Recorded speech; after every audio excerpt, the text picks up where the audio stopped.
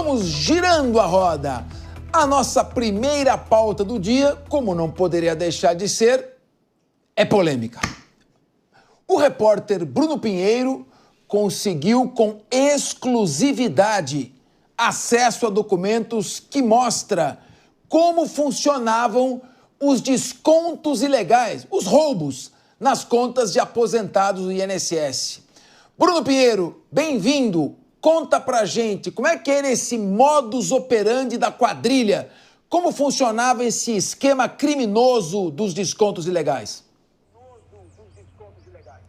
Oi, Fernando Capês, ótima tarde a você, a quem nos acompanha aqui no Linha de Frente. Eu tive acesso a alguns documentos, na verdade, e alguns comprovantes de movimentações de banco, na verdade, entre alguns nomes envolvidos nessa investigação. Só para quem está em casa nos acompanhando e entender, nós já temos uma arte, inclusive, que explica justamente como isso acontecia. Junto com quem nos acompanha, olha só. Temos esses nomes, na verdade, esses envolvidos. Ao lado esquerdo, temos ali representantes do Congresso Nacional, tanto na Câmara quanto no Senado Federal, que conversavam com os bancos e, naturalmente, conversavam com as entidades.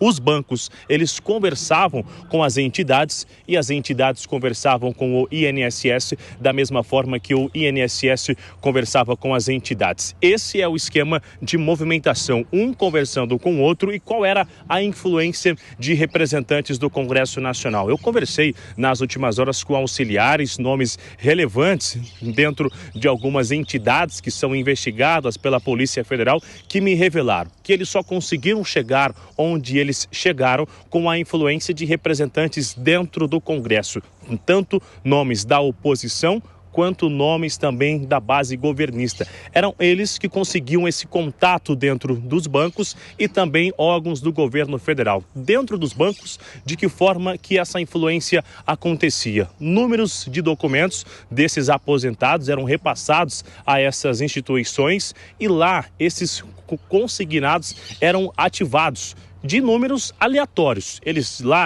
aceitavam esse consignado em 24 vezes, 50 vezes, quando finalizava esse consignado, ou seja, na última mensalidade, esse histórico do consignado era limpo do banco. Quando esse aposentado, esse cliente ia lá com um contra-cheque para fazer uma contestação, eles alegavam que não tinha nada no histórico, já que tinha uma influência naquela instituição que conseguia limpar esse histórico e nada constava diante da conta do aposentado.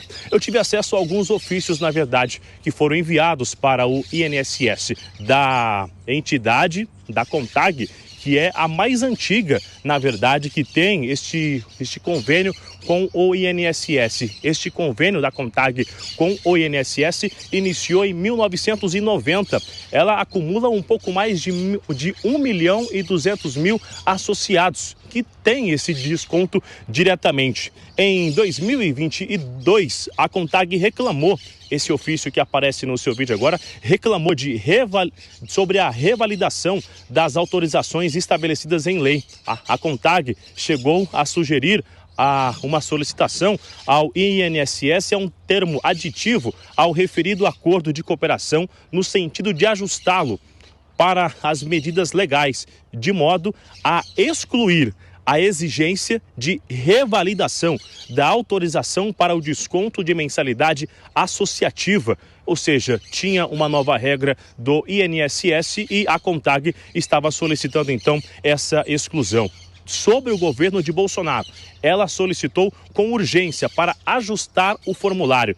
Esse também que aparece no ofício. O principal ponto argumenta a associação, que seria exatamente excluir a exigência e a especificação do tempo de uma data limite para revalidar essa autorização. Isso no governo de Bolsonaro. Já em 2023, no governo Lula, requereu a liberação de descontos de associados um mês antes do bloqueio de um lote de forma irregular. Este ofício foi enviado no dia 2 de outubro e foi requerido o desbloqueio de quase 40 mil autorizações represadas, ou seja, que estavam lá aguardando uma autorização. Com quem eu conversei, com fontes ligadas à investigação, me confirmaram que essa liberação aconteceu de uma só vez quase 40 mil autorizações o INSS atendeu já sobre o governo Lula. A liberação foi feita em um bloco, de forma irregular. Segundo uma auditoria do órgão, inclusive, essa tomada de decisão do INSS em outubro de 2023 de autorizar este desbloqueio em lote, ela foi tomada com base em justificativas infundadas. Agora, de um outro lado, eu tive acesso hoje a um outro documento que mostra a digital de um desses aposentados. Só para a gente entender esse documento que aparece na tela também, um levantamento, um documento, ele indicou que existia uma falsificação nessa autorização do INSS. Esse estudo que foi feito é em cima de uma impressão digital no documento da Polícia Científica do Estado do Pernambuco. O que a Jovem Pan teve acesso hoje aponta que o associado tinha dado essa autorização por meio da biometria, ou seja, da sua digital, a única assinatura representante legal da entidade. Mas a investigação não conseguiu estabelecer a autenticidade e classificou como irregular. A gente vê nessa imagem que de um lado é a digital do aposentado e do outro lado é algo que não consegue se assemelhar com uma digital realmente de quem estava autorizando esse documento. Essa condição deu análise para iniciar essa investigação, é o que diz o documento que nós tivemos acesso. Esse ofício foi enviado para uma contestação em novembro de 2020, após essa reprovação.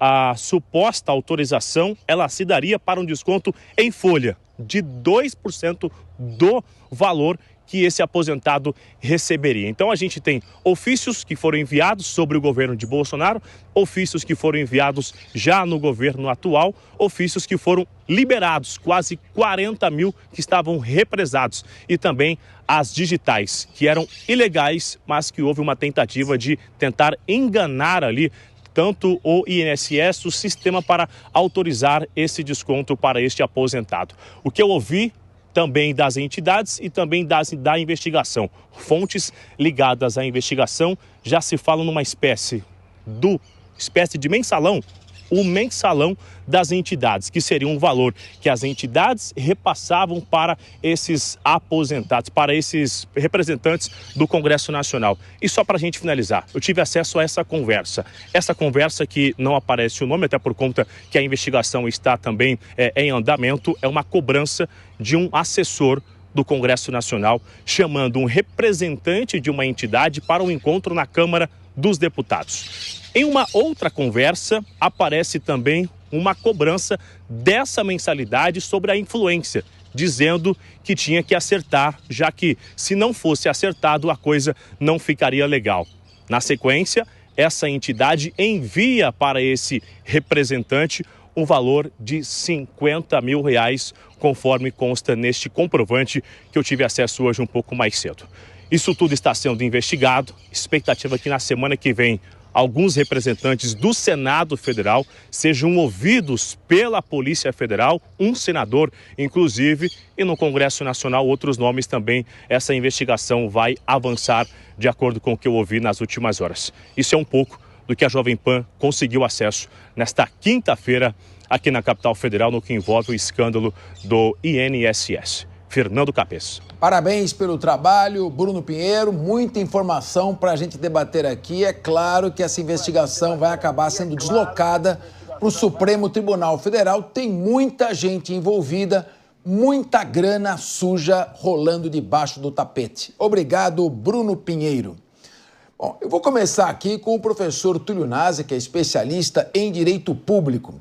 Está em um esquema envolvendo políticos, provavelmente grana para campanha, desviado para campanhas, para cargos públicos, associações, funcionários de bancos envolvidos, um esquema de uma organização criminosa pesada.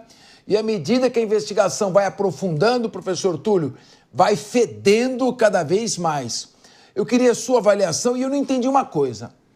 A CONTAG, mencionada pelo repórter Bruno Pinheiro, da qual o irmão do atual presidente da República é diretor, é acusada ou investigada de ter desviado 2 bilhões de reais, 2 bilhões em descontos de janeiro de 19 até março de 24. Só em 2023, 423 milhões desviados. E a outra, que é a Conafer, só em 2023, mais de 200 milhões desviados. E a Advocacia Geral da União entrou com uma medida cautelar bloqueando os bens de 12 entidades. Mas essas duas foram poupadas. Há algo de podre no reino da Dinamarca? Eu quero te ouvir. Boa tarde, Capês. Boa tarde aos amigos da mesa. Boa tarde à audiência da Jovem Pan. Olha, Capês, essa história lembra a mitologia grega da caixa de Pandora, né? Vai abrir a caixa de Pandora, vão sair todos os demônios, todos os males dali. Abriu-se a caixa de Pandora, né? Há um ditado também no linguajar policialesco que uma investigação a gente sabe como começa, mas não sabe onde termina. Por experiência, a gente já havia detectado semanas atrás que provavelmente poderia ter interferência do Congresso Nacional, infelizmente participação de membros do Congresso Nacional nessa história. Por quê? Porque se precisou muito do Congresso Nacional para que essas fraudes fossem cometidas. Então agora, Capês, não há outro caminho senão apurar todas as responsabilidades e até o final. Os documentos iniciais já estão mostrando isso. É gravíssima a situação, sobretudo em véspera de ano eleitoral, né? O ano eleitoral ano que vem. Então, esse ano é o ano de esquentar os tamborins para as eleições.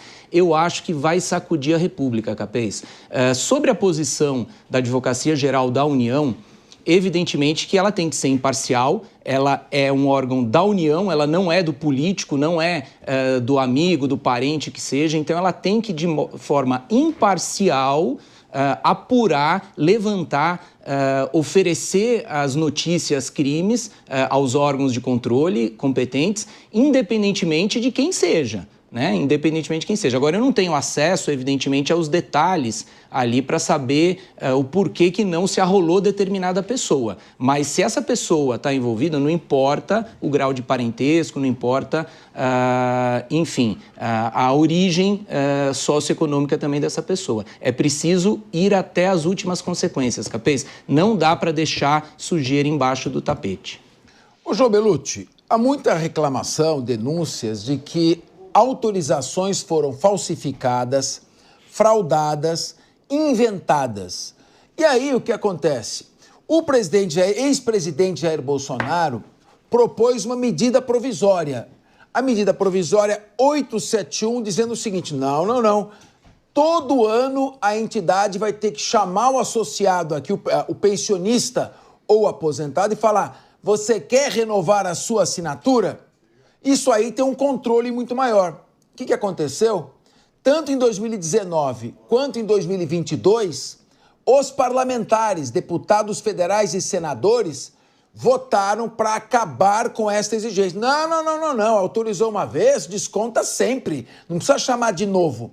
Será que seria um bom começo de investigação pegar a lista dos deputados que derrubaram na medida provisória a exigência de confirmação do desconto a cada ano?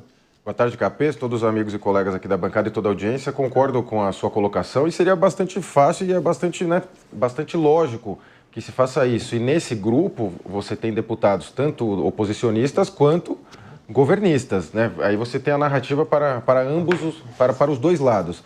Para quem é oposição hoje e vetou essa fiscalização, deve ter argumentado, olha, é para maior facilitação uma vez só, não precisa essa burocracia de toda vez, e os outros alegando que não precisaria também nesse outro sentido, cada um com a sua narrativa. Agora, a ideia, quando estoura um escândalo desse, de todos que estão envolvidos, é tentar jogar para o outro.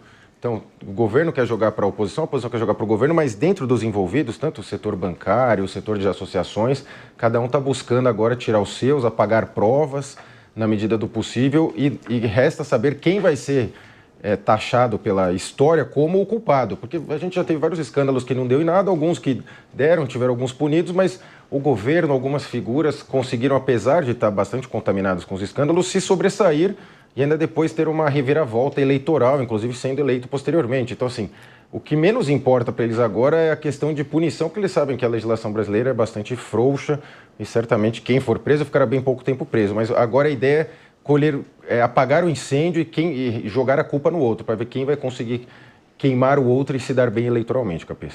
Jornalista Ellen Brown. O atual ministro da Previdência Social, Volney Queiroz, estava em junho de 2023 junto com o Carlos Lupe, que era o então ministro, na reunião em que eles foram alertados que havia irregularidades nos descontos. E ele também se omitiu. E era um dos parlamentares que, em 2022, assinou a emenda que retirou o controle anual por parte dos aposentados e pensionistas. Minha pergunta, jornalisticamente, é: qual o nível de desgaste potencial a que está sujeito o atual governo com esse escândalo estourando bem no Ministério da Previdência Social e com o presidente demorando para tomar providências, evitando falar em punições e mantendo o número 2 que estava lá junto com o Carlos Lupe?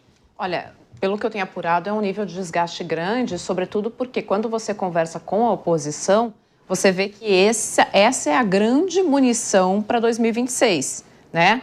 Claro, vai juntar agora mais IOF, vai juntar mais agora, juntou aí o PIX, mas esta questão do INSS está até aqui, até hoje, né? Estava ali na pauta da oposição para ser uma grande munição para 2026. E com razão, porque não é muito difícil fazer a apuração. Inclusive, alguns colegas jornalistas já fizeram essa apuração, foram lá nos anais da Câmara e começaram a ver os discursos de quem estava dizendo que era, deixa eu pegar as aspas aqui, cassação dos direitos dos trabalhadores, à medida que você tinha que revogar, todo ano você tinha que ir lá, né, autorizar novamente desconto. E aí alguns parlamentares alegaram, o discurso nisso não foi esse, que havia, o que o governo Bolsonaro estava propondo ali era uma cassação de direito dos trabalhadores, uma perseguição aos aposentados, eram esses os discursos. Não é difícil você ir lá e ver quem estava fazendo esse tipo de discurso. Agora, tem um porém aqui. O Bruno Pinheiro, que aliás eu parabenizo aqui, porque é sempre bom quando a gente vê a importância do trabalho da reportagem, quando traz esses dados e diz, não sobra um, meu irmão, tem proposição e tem para situação, aí a figura muda um pouco de cenário, né? Porque até aqui todo o discurso da oposição estava em olha o dinheiro que rouba, o governo que permite que roubem o dinheiro dos velhinhos, que não age, que não tira o ministro, ou quando tira o ministro põe um preposto do ministro que foi omisso. Agora, se vai entrar todo mundo no balaio, para quem vai ser interessante continuar tirando. Então, daqui começa a mudar a posição do discurso. Pois é. Mas, o meu querido Felipe Monteiro, o que corrói a bala mais da democracia? Criticar as urnas eletrônicas ou roubar bilhões de aposentados e pensionistas? Cara, essa história é tão surreal, Capês, que não dá nem pra gente entender como que surgiu isso no Brasil, né? Você vê que a parte mais fraca, que são os aposentados e hipossuficientes, tem um desconto da sua folha de pagamento que é pouco ainda, né? Ou seja, o dano que fez para essa classe de aposentados e pensionistas foi algo assim realmente imensurável. E aí tem um ponto que eu queria deixar claro aqui, não é? Eu não acho, por exemplo, que essa medida provisória que o Bolsonaro quis aprovar ia mudar alguma coisa. A gente está falando de fraude. E ao invés de a fraude ser uma vez só, ia ser recorrente, não ia mudar absolutamente nada. A facilidade com que essa entidade conseguiam, infelizmente, fraudar, né, e pegar autorização de forma ilegal os aposentados e pensionistas de modo a fazer esse rombo, né, é algo assim que realmente é absurdo, não é? E tem um ponto que é importante que a Hélio colocou aqui, abarca todos os políticos, né, do PL, do PDT e de outros partidos, né, da base aliada e da oposição. Então você vê que a questão é muito mais ampla, né? A corrupção não tem cara, a corrupção não tem partido, a corrupção não tem político. Infelizmente, a corrupção no Brasil é endêmica e pega todo mundo nesse ponto aí. Claro, aí tem um ponto que eu queria deixar claro aqui. Você vê, por exemplo, que aquela CONTAG lá pediu uma autorização para 300 pessoas, né, para descontar para 300 pessoas. No governo do PT foi 40 mil pessoas. Ou seja, o nível, né, é muito mais absurdo, né, nesse governo que no governo passado, né? Não dá para a gente também relativizar o que aconteceu nesse governo, né? Não dá para a gente passar pano o que aconteceu nesse governo. Mas não dá para a gente também pasteurizar a situação e politizar a situação, porque pega e abarca todo mundo. Pois é, mas o governo não pode falar que nesse governo roubaram 4 bilhões e 300 milhões dos aposentados. Pelo menos essa é a quantia que está sendo investigada de desvios ilegais das associações, dos pensionistas e aposentados. 4 bilhões e 300, ou seja, 2/3. Aumentou muito exponencialmente. Mas, meu Torturo Naso, tem um ponto que o Felipe Monteiro falou que eu fiquei meio eu fiquei meio na dúvida só. Porque é o seguinte... Se você tiver que falsificar 9 mil assinaturas todo ano, não é mais difícil que ter que falsificar uma vez só e deixar os descontos rolarem? Ele falou que dá na mesma. Fiquei na dúvida. É fraude, Capês. É fraude. É claro que você está certo, Capês. Vou discordar aqui do amigo Felipe pelo seguinte. Quando se faz uma revalidação, não é simplesmente reduzir a possibilidade de fraude porque a pessoa vai ter que falsificar todo ano a assinatura. Existe todo um aparato do Estado para fiscalizar, para auditar como esses benefícios são concedidos. Então é evidente que o processo de revalidação seria um processo que teria realmente condições de diminuir muito. Eu não vou dizer zerar porque isso é impossível, é utópico, mas realmente poderia diminuir muito.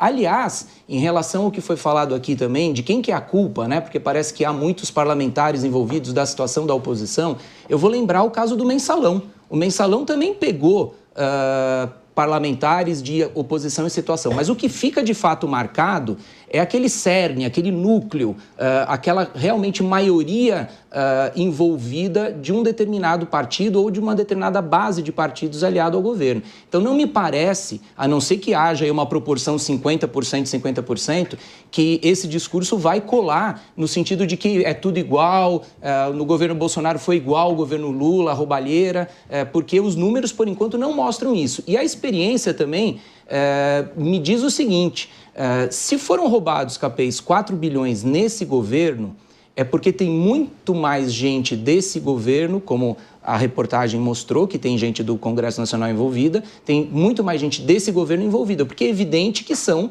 os congressistas que têm mais acesso ao INSS para poder fazer essa intermediação, essa advocacia administrativa a favor de afrouxar as regras de controle e até de limpar históricos. Que gravíssimo isso, hein, Capês? Limpar históricos. Você é professor de direito penal, deve estar enumerando a quantidade de crimes que foram cometidos, né? Falsidade ideológica, adulteração de documento público, corrupção.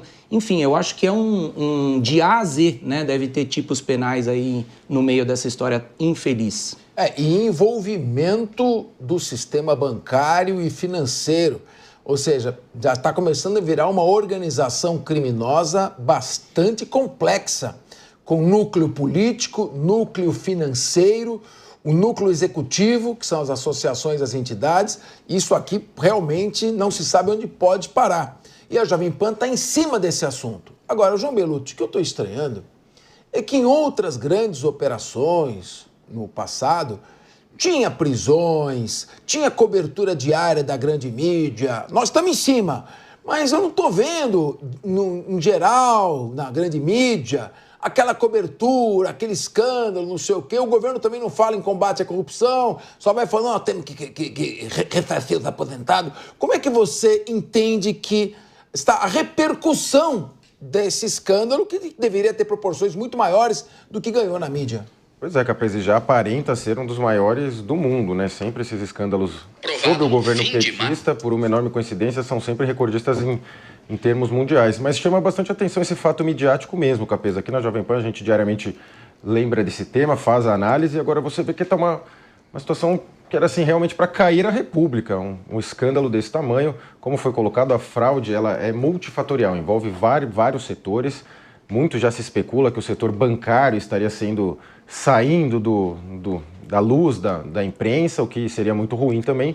E quando acontece esse tipo de escândalo, como ele é multifacetado, ele envolve grandes nomes ou gerências, enfim, direção de várias entidades e muitos vão tapando o olho. Vai acontecendo, aí se descobre, agora tem que morder minha parte também. Isso vai acontecendo muito, o escândalo ele vai se alastrando. E quem descobre, muitas vezes, coage quem lá já está fazendo o crime para também entrar. A ideia, infelizmente, na mentalidade que opera-se muito no governo é só, por que não me chamou antes? Agora vai ter que pagar mais caro. Então ele vai alastrando, ele vai aumentando E aí, quando estoura, sempre começa por baixo, ali nas associações, e vai subindo. Agora já chegou o sistema bancário, o congresso de vários partidos.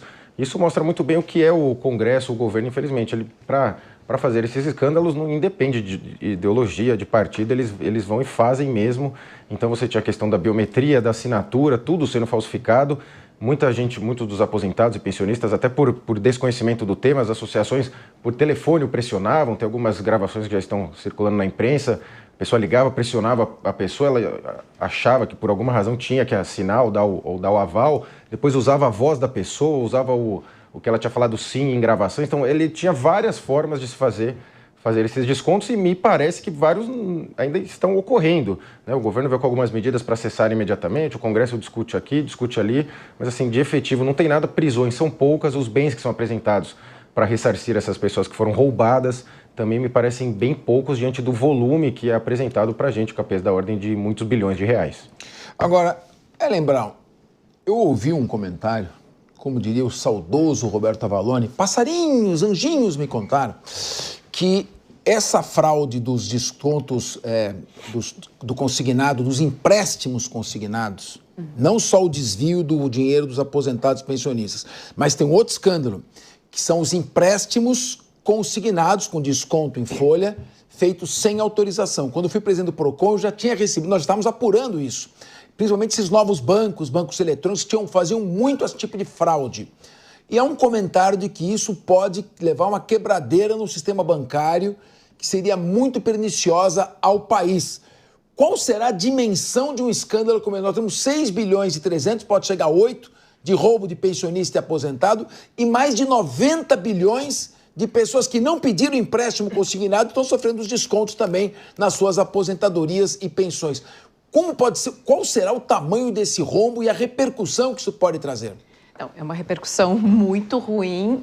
Agora, sobre o tamanho do rombo, aí eu penso, quando você diz assim, isso não está repercutindo tanto quanto deveria. É um trabalho hercúleo, né? Assim como o Bruno aqui foi lá e conversa com outro para chegar a documentos, outros jornalistas foram atrás dos anais da Câmara para ver os discursos. Quem estava discursando contra mais controle? É um trabalho hercúleo para você levantar tudo isso. Quando você entra no sistema financeiro, é muito mais difícil você conseguir mapear, e aí você sabe bem como alguém que presidiu o PROCON, o que é isso, você conseguir mapear o sistema financeiro, porque a gente está falando também de privacidade das pessoas, então fica muito mais difícil você ter essa dimensão. O que me parece nesse momento existe uma investigação eficiente da Polícia Federal sendo feita, existem jornalistas tentando puxar isso por algumas pontas que se consegue, e é sempre assim, você vai pegar um novelo lá onde você consegue, seja um documento, seja um anal da Câmara, seja uma fonte que te conta alguma coisa que te leva ali a descobrir mais. O meu receio, Capês, é assim, o quanto vai conseguir se levar a sério essa investigação num ano pré-eleitoral. Se isso é de interesse de todos, se dar transparência a isso é de interesse de todos. No ano pré-eleitoral em que você sabe que você precisa de financiamento de campanhas, em que todo mundo tem interesses em jogo, inclusive o sistema financeiro tem interesse em jogo, né, quando está no ano pré-eleitoral. Então, a minha grande dúvida é essa, será que a gente consegue, antes de 2026, saber o tamanho desse rombo e quanto que isso vai custar para o contribuinte brasileiro? Eu tenho muitas dúvidas de que, sim, de que a resposta seja afirmativa nesse sentido. Pois é, porque o Felipe Monteiro, a Polícia Federal está investigando uma possível sobreposição de fraudes. Ou seja, os bancos estão envolvidos, claro. Tem que apurar quem está, mas os bancos estão envolvidos. Os bancos, em primeiro lugar, estão envolvidos em facilitar os descontos ilegais das associações, mas diretamente em fazer empréstimos consignados que o aposentado ou pensionista não autorizou, não entendeu. Nós apuramos, quando estava no PROCON, o aposentado assinava ali um documento, nem sabia direito o que estava assinando, começava a descontar, receber um valor. O senhor quer receber 30 mil reais? Ah, eu gostaria sim. Aí entra 30 mil reais. Só que aquilo é um empréstimo e começa a vir, ele paga 90 mil reais daqueles 30. E depois ele não percebe que estão tirando o dinheiro, que é aquela conquista sedutora. Como é que pode ser isso? A que ponto pode chegar esse escândalo financeiro? Capês, realmente a gente não sabe até que ponto vai chegar esse escândalo financeiro, né? A gente sabe só a pontinha do iceberg, infelizmente. Mas eu acho que, Eren, uma questão moral, acho que esse governo tem que ir até o final, esse federal tem que ir até o final e tem que realmente entender até onde vai. Não dá para esperar as eleições, não dá para passar as eleições. Eu acho que tem que ir a fundo, né? Para tentar descobrir e ver até que ponto, né? Você vê que, por exemplo, é algo estrutural, né? Tem político envolvido, tem banco envolvido, tem entidades envolvida, associativa, e tem o INSS envolvido. Ou seja, há uma grande, né, estratégia, né, para tirar o dinheiro daquela pessoa que mais precisa do dinheiro. E tem um ponto interessante também, que você colocou aqui. O aposentado, né, normalmente, né, não está afeito à tecnologia. E o Olerite, hoje em dia, todos estão muito mais digital, né? Ele não entra no aplicativo do iGov e vê qual é o Olerite dele. Então, isso facilita muito, infelizmente, a fraude contra essas pessoas. Só queria colocar um ponto aqui que você rebateu, que eu falei que a medida do Bolsonaro não ia dar absolutamente nada, não ia mudar absolutamente nada, né? Eu falo com dado objetivo, né? Em 2023, por exemplo, tivemos 700 milhões, né, de rombo do INSS por meio desse escândalo. Em 2024, passou para 2 bilhões e 800 milhões. Ou seja, anualmente, subiu para 2 bilhões de reais, né? Ou seja, se fosse todo ano, né, não ia mudar absolutamente nada, ia ter 2 bilhões de rombo ainda, né? Então nós temos que ver e fazer uma prática para evitar esse tipo de problema de forma muito mais efetiva do que achar que fazer autorização anualmente vai mudar e vai dificultar o roubo dessa monta. Tem que ter tecnologia, tem que ter talvez uma fiscalização muito mais próxima, né, da Controladoria Geral da União, do Ministério Público, da Polícia Federal, para evitar esse tipo de problema. Pois é, eu continuo achando que se você obrigar a entidade a fraudar a assinatura todo ano, é mais difícil do que fraudar uma vez. Mas são posições e todo mundo tem seu direito de opinar aqui. Ô, Capês, deixa eu só fazer um adendo. Por favor, Lembrão. Você pontuou uma coisa aqui, que ele disse que moralmente esse governo tem que ir até o fim na investigação, e eu concordo com você, mas eu quero só fazer uma observação, que essa semana eu estava conversando com alguns colegas de Brasília, que são de Brasília, moram lá, e eles comentando que estavam muito impressionados com o mercado imobiliário no Distrito Federal, porque você tem andado ali por ali e vê, assim, placas em frente de mansões dizendo aqui financiamento de até 30 milhões. Que mesmo para o Distrito Federal, que a gente está falando ali, né, de um PIB per capita mais elevado do país, tá demais. E aí, quando você conversa com quem está em Brasília, tem uma conversa dizendo assim, pós-Lava Jato, houve ali uma necessidade de concertação muito grande, né? Porque a Lava Jato, enfim, foi uma operação que estava tratando de corrupção, mas que acabou não observando todas as normas do direito e deixou muitas brechas, acabou fazendo terra arrasada ali em Brasília e houve uma necessidade de concertação muito grande. Só que aí a gente veio numa sequência de executivo enfraquecido, legislativo crescendo, concertação entre poderes, em que a coisa ficou frouxa em demasia. Por que eu estou dizendo isso? Porque me parece que a gente está olhando para o INSS, mas a coisa está bem mais profunda. E eu não sei em que momento isso estoura, entende? Eu não sei em que momento isso estoura, mas a coisa está bem mais profunda.